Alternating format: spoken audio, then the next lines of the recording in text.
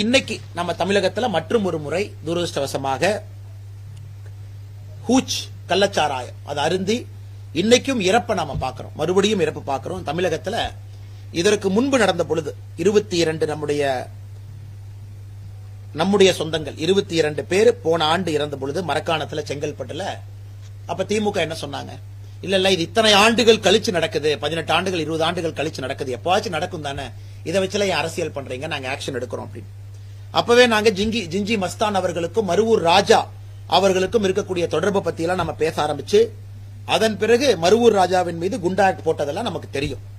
ஆனா இன்னைக்கு மறுபடியும் கள்ளக்குறிச்சியில 5 பேர் மறுபடியும் இறந்திருக்காங்கன்னா நம்ம ஒரு விஷயத்தை புரிந்து கொள்ள வேண்டும். இவங்க இறந்திருக்கிறவங்களை மட்டும் இன்னைக்கு மீடியால பாக்குறோம். ஆனா கள்ளச்சாராயம் என்பது தமிழகத்துல பொதுவாக எல்லா இடத்திலும் வர ஆரம்பித்து விட்டது. கள்ளச்சாராயத்தினுடைய புழக்கமே அதிகமா இருக்கு.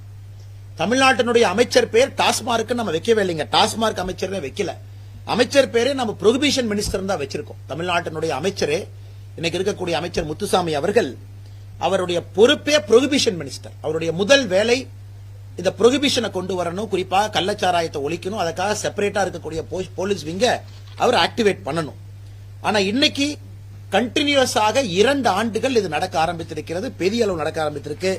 அதனால் எங்களுடைய குறைந்தபட்ச எதிர்பார்ப்பு, மக்களுடைய எதிர்பார்ப்பும் கூட இந்த புரோஹிபிஷன் மினிஸ்டராக இருக்கக்கூடிய முத்துசாமி அவர்கள் உடனடியாக பதவி விலகும். காரணம், அவருடைய பணி அவர் செய்யல. ஒர்க், அவருடைய பணி அவர் செய்திருக்கணும். முதலமைச்சர் பொறுப்பேற்கணும்.